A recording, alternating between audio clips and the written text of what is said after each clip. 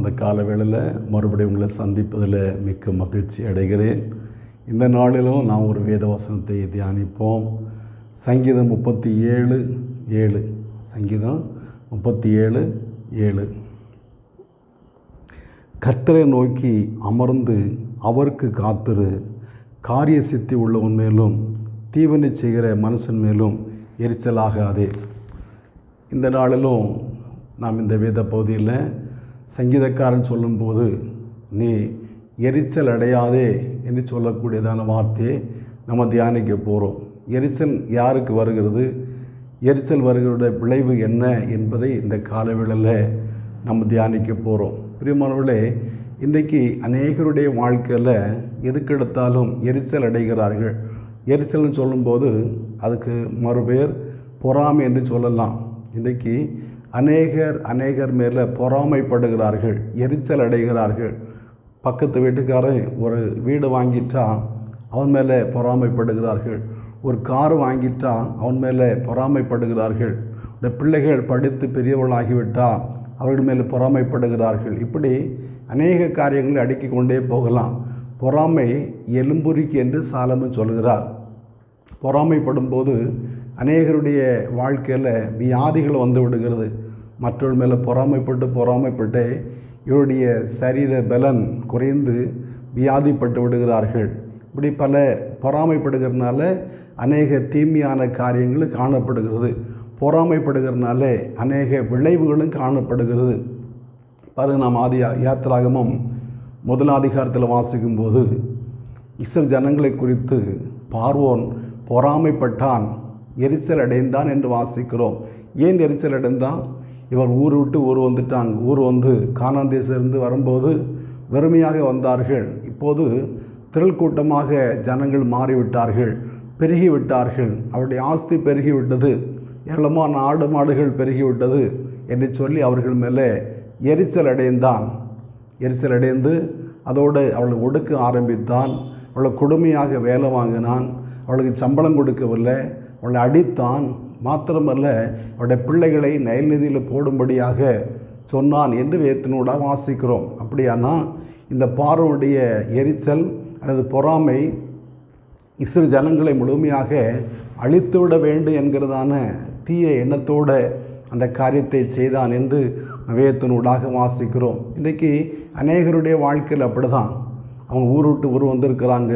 வரும்போது ஒரு சூட்கேஸோடு வந்தாங்க. இன்றைக்கி அவங்க மிகவும் பெருகிவிட்டார்கள். ஒரு கண்டெய்னர் லாரி வச்சுருந்தா கூட இவங்க இந்த வீடை காலி பண்ணிட்டு போகும்போது அல்ல அந்த ஊரை விட்டு வெளியே போகும்போது அந்த கண்டெய்னர் லாரி கூட பத்தாது அப்படின்னு பொறாமைப்படுகிறார்கள். அவர்கள் வந்தவர்களை பிரயாசப்பட்டார்கள், ராப்பகலை உழைத்தார்கள், ராப்பகலை வேலை செய்தார்கள். சரியாக சாப்பிடாம, சரியாக மற்றவர்களைப் போல் ஆடம்பரமாக பொழுதுபோக்காமல் எப்படியோ கஷ்டப்பட்டு ஊர் வந்திருக்கிறோம், ஏதாவது சம்பாதிக்க வேண்டும் என்று சொல்லி அவர்கள் பிரயாசப்பட்டு சம்பாதித்திருக்கிறார்கள். ஆனால் பார்க்கிறவர்கள் அவர் மேல் பொறாமைப்படுகிறார்கள், எரிச்சல் அடைகிறார்கள். இந்த பார்வோன் இவர்கள் மேல் எரிச்சல் அடைந்தனால என்ன ஆனது? நாம் 14 அதிகாரத்தில் வாசிக்கும்போது எரிச்சல் அடைந்ததான பார்வோன், அவனுடைய சேனை, அவனுடைய ரதங்கள், குதிரைகள் எல்லாம் செங்கடலில் அமிழ்ந்து போனது என்று வாசிக்கிறோம். பிரியமானவர்களே, அந்த பொறாமையுடைய அல்லது அந்த எரிச்சலுடைய தாக்கம் அந்த தேசத்தை பாழாக்கி விட்டது. பார்வோனுடைய எகிப்து தேசத்தில் 10 வாதைகள் வந்து தேசமே பாழாகி போனது. தேசத்திலே அழிந்து கொண்டு போனது. எவ்வளோ மிருகங்கள் அழிந்து போனது, எத்தனையோ மனிதர்கள் அழிந்து போனார்கள், எவ்வளோ பிரச்சனைகள் வந்தது, எவ்வளோ நிலங்கள் உள்ள விளைச்சல் எல்லாம் அழிந்து போனது. அதோடு நிற்கவில்லை, பார்வோன் ஜனங்களை அனுப்பிவிட்டான். அனுப்பினாலும் அவருடைய பொறாமை எரிச்சல் அவளை பின்தொடர வைத்தது. செங்கடலில் அமிழ்ந்து போனான் என்று வேதத்தினூடாக வாசிக்கிறோம். இன்றைக்கி நாம் மற்றவர்கள் மேல் எரிச்சல் அடைவோமானால் அவர்கள் நன்றாக தான் இருப்பார்கள். எரிச்சல் அடைகிற நாம் தான் மிகவும் ஒரு அழிவுக்கு நேராக போய் விடுவோம். எரிச்சல் பொறாமை எலும்புரிக்கென்று வாசிக்கிறோம். அப்போ நம்ம மற்றவர்கள் மேலே பொறாமைப்பட்டு எரிச்சல் அடையும் போது வியாதிக்காரில் மாறிவிடுகிறோம். நம்முடைய எலும்புகள் உலர்ந்து போகிறது. நம்முடைய வாழ்க்கையில் அநேக நோய்களை சந்திக்கிறோம். நான் சம்பாதிக்கிற காசெல்லாம் மருத்துவமனைக்கு செலவழிக்கிறோம். இப்படி அநேக தீமைகள் நம்மை சூழ்ந்து கொள்கிறது மற்றவர்கள் மேலே எரிச்சல் அடைகிறதுனால.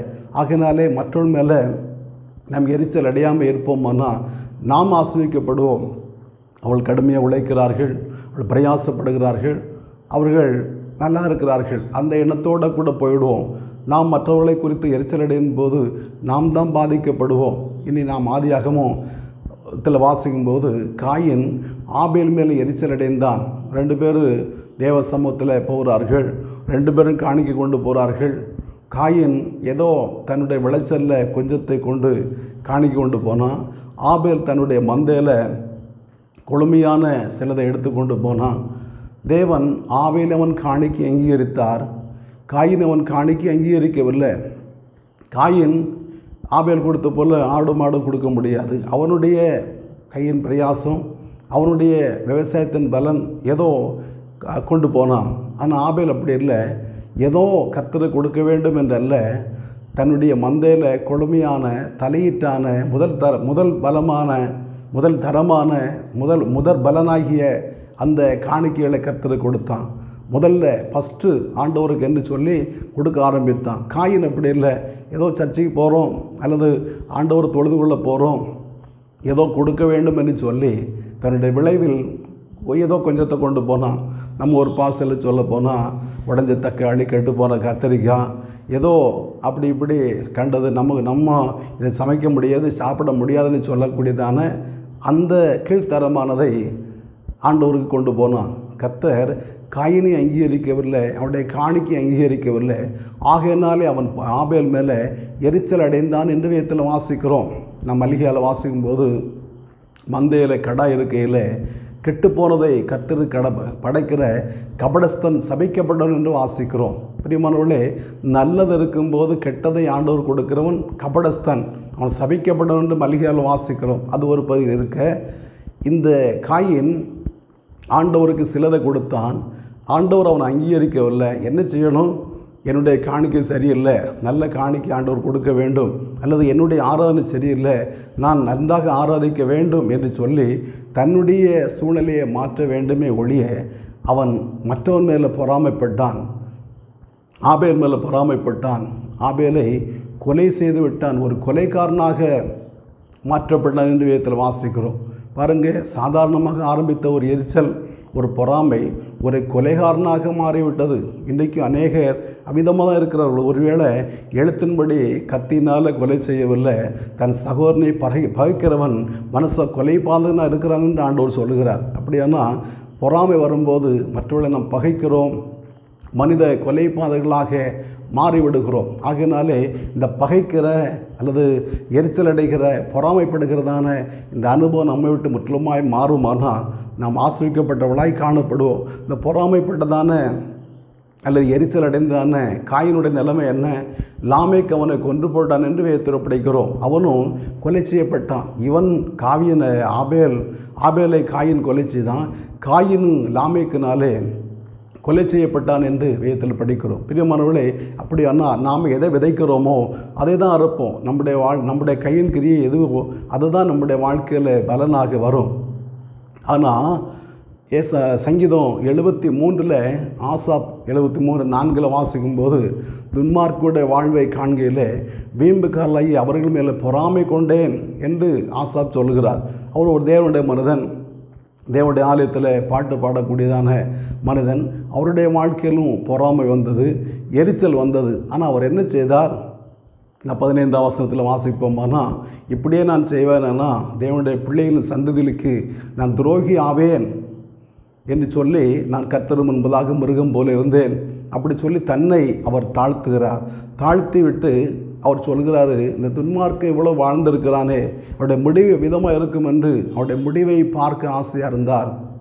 துன்மார்க்கன் பூமியில் வாழ்ந்த நன்றாக இருக்கிறான், அவன் சறுக்கலான இடத்துல இருக்கிறான், ஒரு நிமிடத்தில் பாழாய் போகிறான் என்று சொல்லி துன்மார்க்குடைய வாழ்வின் முடிவை பார்த்து விட்டு அவர் தன்னை பார்க்கிறார். ஒருவேளை அவருடைய வாழ்க்கையில் சில பிரச்சனை இருக்குது, வாழ்க்கையில் பல வேதனைகள் இருக்கிறது, காலைதோறும் தண்டிக்கப்படுகிறார், பாதிக்கப்படுகிறார்.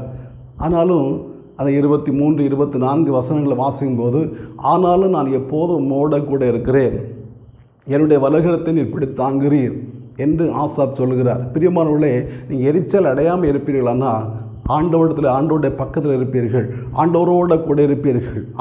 ஆண்டவருடைய வலகை கரத்தை பிடித்து நடத்துகிறவராக இருப்பார். ஆனால் எரிச்சல் அடைவீர்களானா மனச கொலைபாதகராக காணப்படுவீர்கள். எரிச்சல் அடைவீர்களானா பொறாமைப்படுவீர்களானா மற்றவர்களை கொலை செய்யக்கூடிய அளவுக்கு துணிகரம் கொள்ளுவீர்கள், மற்றவர்களை துன்பப்படுத்தக்கூடிய அளவுக்கு துணிகரம் கொள்ளுவீர்கள். நம்முடைய முடிவும் பொறாமைப்படுகிற எரிச்சல் அடைகிற நம்முடைய முடிவும் எப்படியோ மாறிவிடும். ஆனால் ஆசாப்பை போல தன்னிலை பார்த்து அல்லது நான் அவங்க மேலே பொறாமைப்படுறேன் எனக்கு என்ன பிரயோஜனம் என்று சொல்லி நான் எங்கே இருக்கிறேன், நான் எந்த ஸ்தானத்தில் இருக்கிறேன், நான் ஒரு தேவனுடைய பிள்ளையாக இருக்கிறேன்னு என்று சொல்லி நம்முடைய நிலைமை அறிவோமானால் நாம் ஆசிரிக்கப்பட்டவளாக இருப்போம்.